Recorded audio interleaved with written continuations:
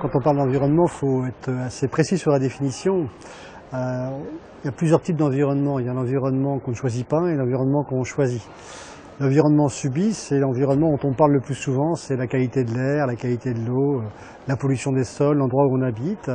Cet environnement-là, qui est l'environnement qu'on définit habituellement, influe le risque de cancer, certes, mais ce n'est pas l'environnement qui influe le plus le risque de cancer.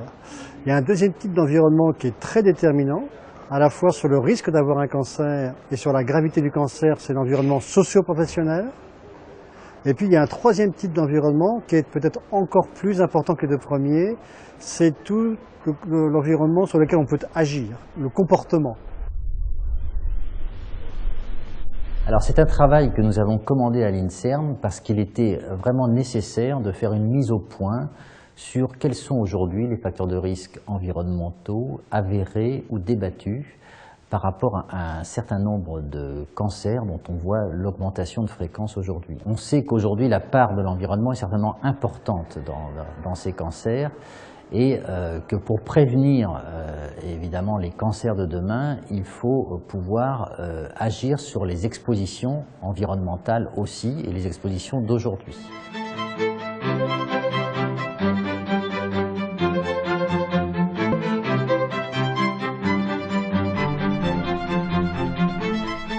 Tous ces facteurs comportementaux, encore une fois sur lesquels on peut agir, est responsable d'à peu près la moitié des cas de cancer dans le monde. On va mesurer le nombre de cancers, le risque de cancer dans une population qui est soumise à tel environnement et puis une population qui n'est pas soumise au même environnement. Et à partir de ça, et à partir de la multiplicité des observations, de la prise en compte des différents facteurs de confusion, on va pouvoir essayer de tirer des conclusions sur le lien de causalité entre l'exposition à un environnement donné et puis le risque de cancer. Les registres de cancer en France sont à peu près entre 20 et 30 répartis sur le territoire français. À partir de l'incidence que l'on peut mesurer de manière très précise dans un espace géographique bien déterminé, ils servent à extrapoler la fréquence des cancers pour la France entière. Les travaux que nous faisons ont des objectifs de veille sanitaire qui vont d'abord intéresser l'Institut de la veille sanitaire et l'Institut du cancer qui vont souhaiter savoir justement où se répartissent les cas et comment ils évoluent avec le temps et quelles sont les tendances qu'on peut observer à l'intérieur du territoire. Quels sont ceux pour lesquels la survie s'améliore ou pas? On essaye de voir à partir de ces registres l'impact des traitements. Donc si on regarde d'abord les effectifs de décès, on a en France une tendance à l'augmentation du nombre de décès par cancer, qui n'est pas d'ailleurs très forte, mais qui est sensible. Cette augmentation est liée essentiellement au fait que la population vieillit. Et lorsqu'on regarde par contre l'autre indicateur important en termes épidémiologiques, qui est le taux de décès, on a au contraire une diminution des taux de décès, c'est-à-dire une diminution du risque de décès par cancer.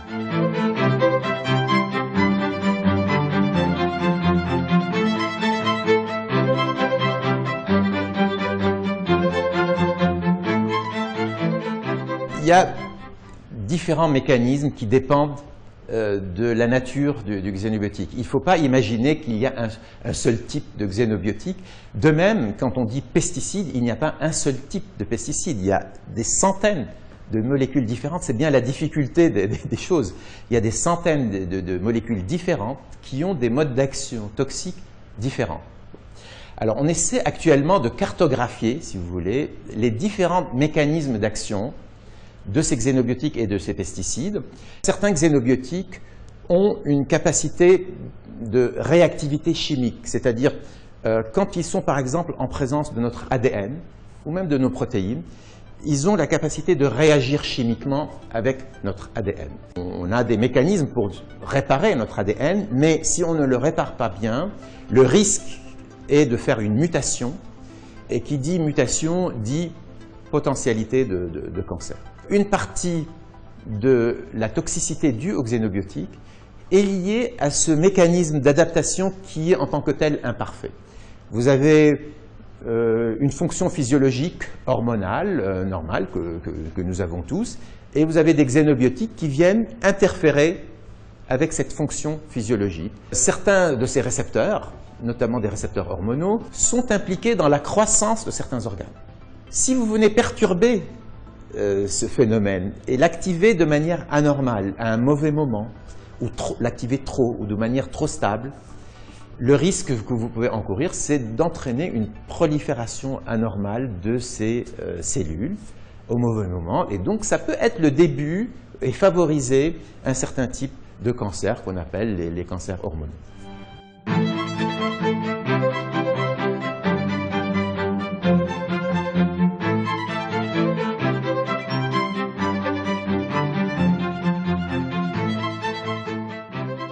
« 25% de tous les hommes à l'âge de la retraite ont été exposés au moins une fois pendant leur vie professionnelle à de l'amiante dans un des travaux qu'ils ont fait dans leur vie professionnelle. 25% de tous les hommes retraités. Donc une exposition absolument massive. Il y a également des situations où dans certaines zones géographiques, dans certains pays, il y a des affleurements d'amiante. Et concernant le territoire de la République française, il y a quand même deux endroits où on connaît ce genre de situation. Il y a un petit bout de la Corse du Nord, d'une part, et en Nouvelle-Calédonie. On a publié un article récemment où on estime qu'en France, environ 15% des mésotéliomes seraient d'origine environnementale. C'est-à-dire pas professionnelle, c'est-à-dire que notamment dans la proximité des sites industriels dans lesquels on a utilisé de l'amiante et qui, avec du relargage dans l'atmosphère, qui en a bénéficié largement aux populations avoisinantes. Le mésothéliome de la plèvre est le cancer de l'amiante. C'est pas le plus nombreux, hein. Il y a plus de cancers du poumon liés à l'amiante que de mésothéliome. Dans une population où il n'y a pas d'amiante, il y a moins de 1 cas par million d'habitants et par an. Je pense qu'on connaît assez bien les mécanismes. Il y a forcément toujours... C'est un petit peu plus compliqué que ce qu'on pourrait imaginer parce qu'il y a différentes fibres d'amiante quand même, qui de nature quand même assez différente. Et les risques de cancer ne sont pas les mêmes selon le type de fibre. Il y a le temps qui s'écoule entre l'exposition et la survenue de la maladie. Ce qu'on appelle, nous, dans notre jargon, le temps de latence. Pour le cancer du poumon, c'est 15 à 20 ans en moyenne. 15 à 20 ans. Pour le mésothéliome, c'est beaucoup plus, c'est 35-40 ans souvent, parfois, à peu près les ordres de grandeur. C'est un cancérogène avéré depuis des décennies. Il a quand même fallu en France attendre 1997 pour qu'il soit interdit. Le rapport de l'expertise collective de l'INSERM de 1996 a été en France décisif, ça absolument.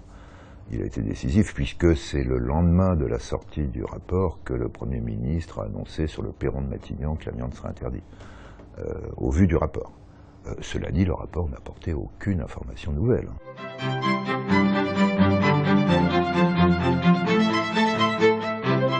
Alors, une particule, c'est un assemblage d'atomes de nature qui peuvent être très diverses et qui sont donc sous forme de solides de taille variable en fonction de l'origine et qu'on va retrouver donc dans l'atmosphère. Les concentrations dans les environnements professionnels sont beaucoup plus élevées que les concentrations qu'on observe dans les environnements extra-professionnels. La composition chimique des particules varie en fonction des sources. Et par exemple, en milieu agricole, on va avoir essentiellement des particules d'origine minérale qui sont liées à l'érosion des sols, liées à tous les travaux qui sont faits dans les champs et qui vont générer dans l'atmosphère des particules issues de la croûte terrestre. En revanche, en site urbain, on va avoir essentiellement des particules issues des phénomènes de combustion et donc ce seront essentiellement des particules carbonées recouvertes de molécules toxiques comme des métaux ou comme ce qu'on appelle des hydrocarbures aromatiques polycycliques, qui sont une grande famille de produits qui sont issus de la combustion de toute la matière organique. On considère classiquement que les nanoparticules manufacturées, ça ne concerne qu'une fraction assez limitée de la population. Mais en fait, quand on inclut les particules nanométriques non intentionnelles, ça concerne toute la population. Un site urbain, c'est un mélange de toutes ces particules de tailles différentes, de chimie différentes et de formes différentes. Et chacun des paramètres est important dans le déterminisme de la maladie, en l'occurrence le cancer qui nous occupe aujourd'hui. Les hydrocarbures aromatiques polycycliques sont des cancérogènes avérés. Les relations dose-effet, c'est-à-dire le risque de développer un cancer, sont ce qu'on appelle linéaires, c'est-à-dire qu'il n'y a pas de seuil en dessous duquel le risque est nul.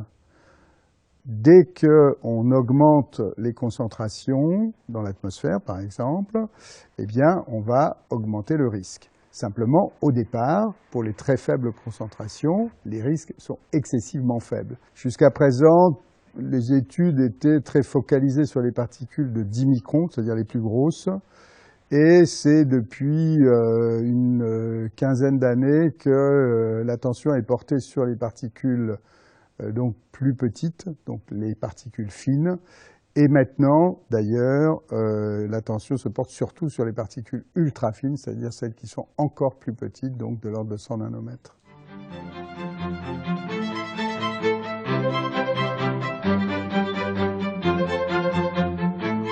Le radon, en fait, c'est un gaz. C'est un gaz rare. Dans la classification des éléments, c'est un gaz rare et il a la particularité d'être radioactif lui-même et puis d'avoir des descendants radioactifs. Et en fait, ce gaz, il provient de la couche terrestre. Donc il va provenir du sol et on va le retrouver en concentration plus ou moins importante selon la nature du sol. Si les sols sont granitiques ou si les sols sont radonifères, eh bien on va avoir une concentration de radon plus importante. Voilà. Et ce radon, donc ce gaz, il peut se concentrer dans les lieux fermés. C'est pour ça qu'on va le retrouver principalement dans les caves, dans les mines, dans les endroits souterrains. Et puis on peut le retrouver aussi dans des maisons à partir du moment où elles sont confinées, c'est-à-dire elles sont fermées. Et ce gaz, on peut le respirer, et donc il va pouvoir passer dans les poumons, et vu qu'il a des descendants radioactifs, il va pouvoir entraîner une irradiation, en particulier au niveau de l'épithélium bronchique, et c'est pour ça qu'on s'est intéressé au risque de cancer du poumon associé à ce gaz. Finalement, ces irradiations, en fonction de leur énergie, eh bien, si elles sont en contact avec un matériel biologique, une cellule, l'ADN, eh bien, elles vont pouvoir entraîner ce qu'on appelle une ionisation. Elles vont pouvoir arracher un petit bout de la matière. Et finalement, sur l'ADN, elles peuvent, en fonction du type de radiation, eh bien, ça peut entraîner des mutations, des cassures de l'ADN, des modifications de l'ADN, qui, si elles sont mal réparées, eh bien, peuvent entraîner finalement la création de cellules modifiées, qui, si elles se multiplient, peuvent donner des nouvelles cellules, des tumeurs, in fine.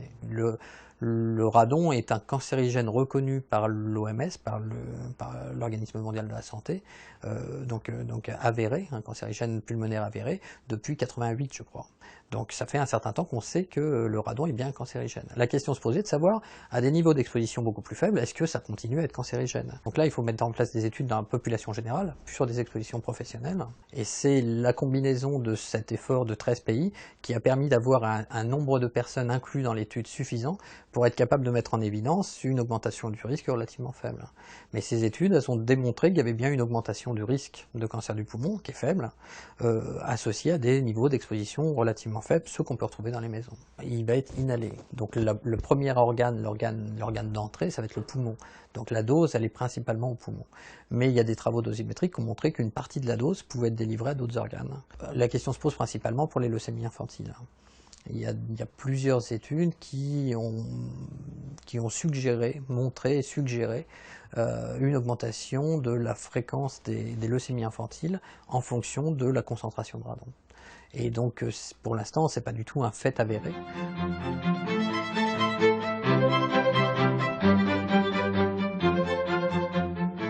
Les populations sont exposées aux pesticides. Alors d'abord, il faut penser à ceux qui utilisent les pesticides dans des circonstances professionnelles. Alors certes, il y a les agriculteurs, mais il n'y a pas que les agriculteurs.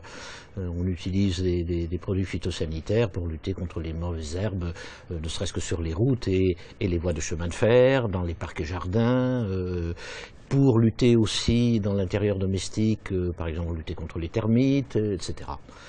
Ensuite, on a une exposition dans notre environnement plus quotidien ou domestique, l'utilisation de produits à la maison, ou simplement pour son jardin et potager personnel. Et puis, une autre voie d'exposition dont il faut tenir compte, c'est la voie alimentaire. puisque l'alimentation peut être vecteur donc d'un certain nombre de molécules. Donc actuellement, il y a un effort très considérable qui est en train de se faire pour développer des outils pour évaluer l'exposition des personnes de la manière la plus objective.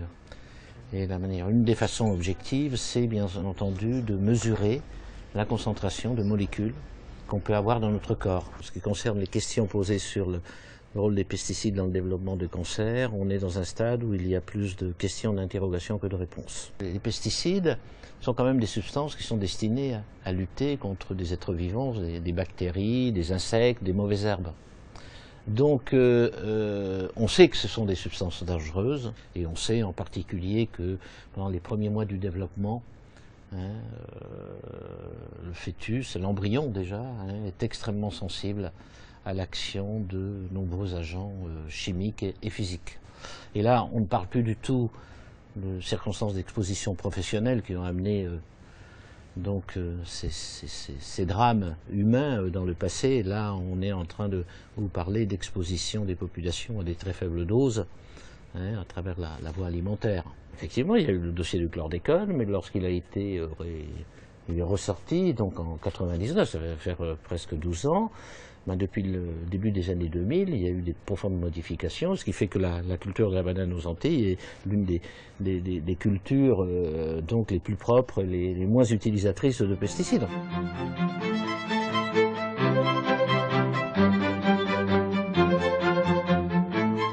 Pour l'instant, on n'a pas encore défini si telle ou telle fréquence. On a un peu d'idées à partir des études.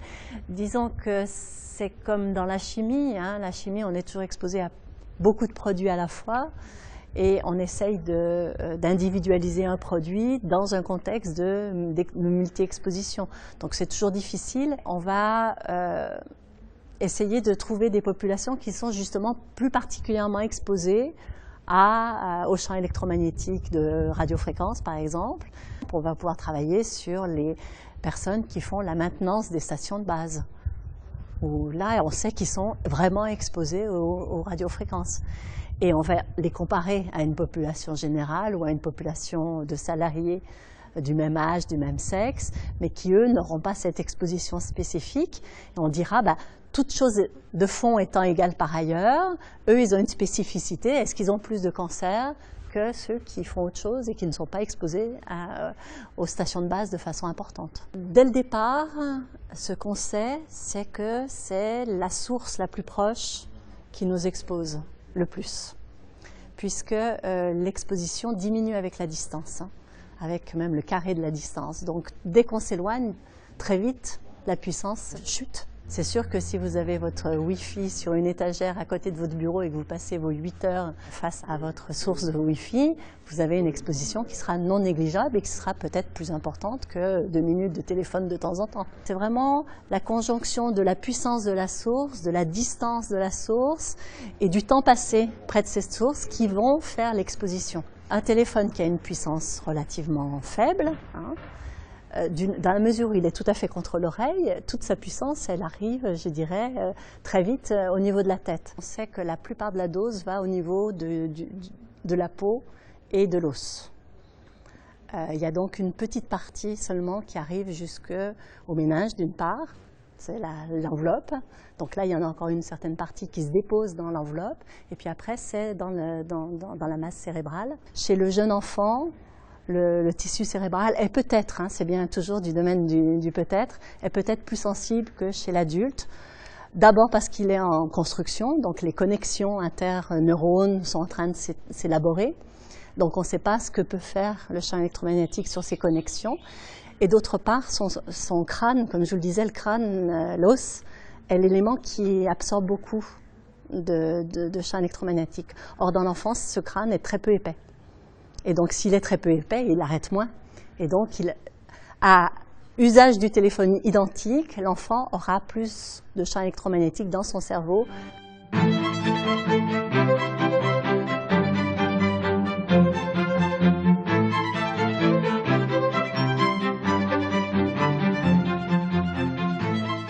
Il faut certainement, bien sûr, continuer à rechercher là où on se pose encore des questions. On sait que les facteurs de risque de cancer ne sont connus que pour guère plus que la moitié. Il faut continuer à creuser du côté des facteurs environnementaux qu'on ne connaît pas encore. Il faut certainement travailler du côté de l'interaction entre les facteurs génétiques et les facteurs environnementaux. Et il faut travailler du côté de la mesure de l'exposition des populations générales. Si on a assez bien documenté l'impact de l'environnement subi dans le milieu professionnel, de l'ordre de 8 à 10% des cancers en tout, c'est parce qu'on s'est mis en mesure de le faire en faisant des grandes enquêtes d'exposition. Tout comme dans la science en général, on pourra pour chaque individu donner sa carte d'identité génétique pour personnaliser son traitement médical, on doit pouvoir être capable de donner sa carte d'identité en termes d'exposition, ce qu'on appelle l'exposome. Alors pour les pesticides, on peut en tout cas énormément améliorer les conditions d'utilisation, réduire leur utilisation qui ne sont pas indispensables et utiliser des molécules qui polluent le moins et contaminent le moins l'environnement. Et il y a eu un énorme progrès fait ces dernières années, c'est extraordinaire. Il faut faire cette cartographie des produits chimiques et il faut savoir à quoi ils correspondent, est-ce qu'ils peuvent avoir un potentiel toxique ou pas. Donc c'est fondamental. On doit continuer à abaisser les seuils autant que faire se peut en supprimant les sources. Intervenir sur le parc automobile est certainement quelque chose d'important en termes de prévention. Il est important que les pouvoirs publics mettent en place justement des normes de protection contre le radon. Donc il n'y a pas forcément besoin de diminuer le radon dans toutes les maisons non plus, mais je pense qu'il faut travailler sur les expositions importantes et puis pour le futur, travailler sur l'habitat futur, la construction actuelle, de façon à faire des habitats qui dans le futur auront moins tendance à laisser rentrer le radon, à le laisser évacuer sur les côtés et puis à pas concentrer le radon, en particulier dans les zones où on sait que le potentiel de radon va être le plus important. L'environnement concerne tout le monde. La santé est probablement en première ligne de la préoccupation environnementale. Et par rapport à cette préoccupation, maintenant, il faut que la société s'organise pour que les interrogations trouvent des réponses qui soient autre chose que de l'inquiétude ou de la précaution qui fait qu'on ne peut plus rien faire, on ne peut plus rien manger, on ne peut plus...